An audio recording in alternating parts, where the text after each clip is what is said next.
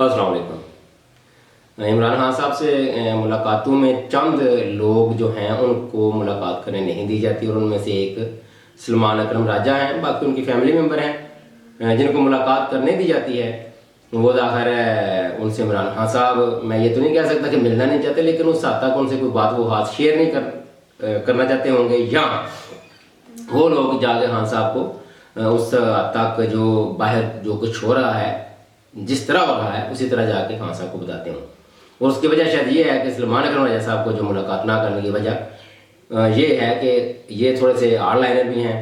और उन्होंने कहा है कि मुल्क में आयन और कानून नहीं, चादर चार दीवारी महफूज नहीं। सलमान अकरम राजा जाकर है जब भी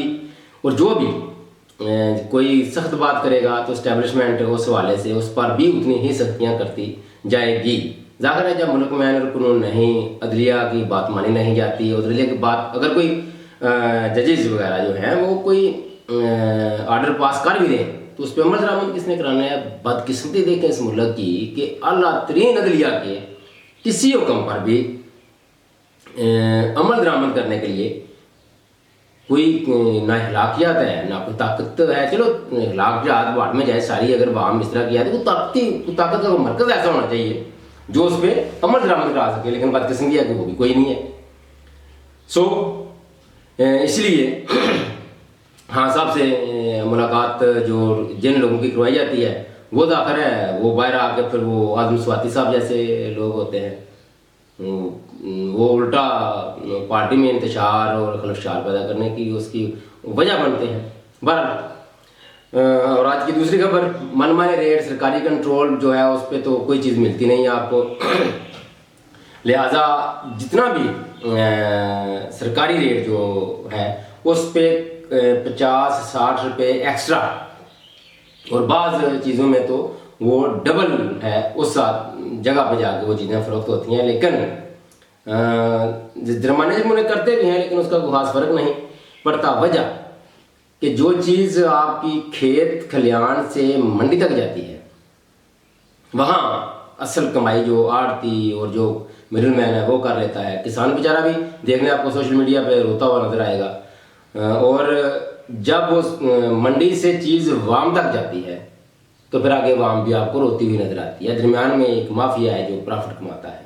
उससे कंट्रोल करना हुकूमत का काम होता है, जो कि नहीं हो रहा। सरकारी रेट में 40% और 40% से लेकर 70-80% तक का फ़र्क है। तो ज़ाहिर है अगर किसान एक चीज़ किसान से लेकर आप मंडी तक लेके आते हैं तो वो कुछ ना कुछ उसको मिलता ही है ना, तो इसीलिए वो आगे उसकी काश्त करता है उस फसल की, या उसकी बिजाई करता है बुआई करता है। लेकिन आज तक जितने भी हुकूमतें आई हैं वो इस एक नुक्ते पे मार खा जाती हैं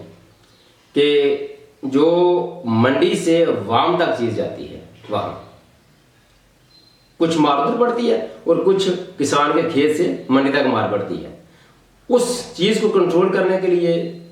हुकूमत जो है उसके पास एक ही मैकेनिज्म है कि वक्ती तौर पर बंदा निकलता है, वो मजिस्ट्रेट है, पेशी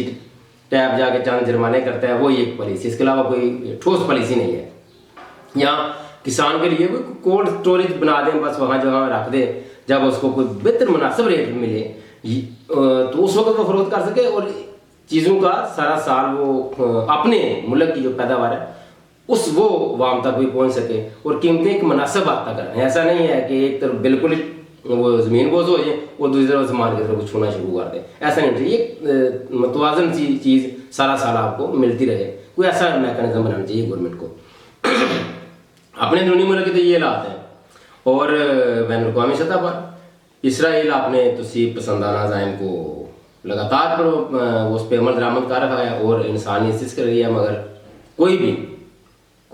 भी मुल्क दुनिया में 200 के लगभग, कोई 201 कहता है, कोई 206, ज़ाहिर वो छोटे मोटे मुल्क अपनी आज़ादी का जब ऐलान करते हैं या बनते हैं तो वो हो जाते हैं, लेकिन 196 से लेकर 206 तक ये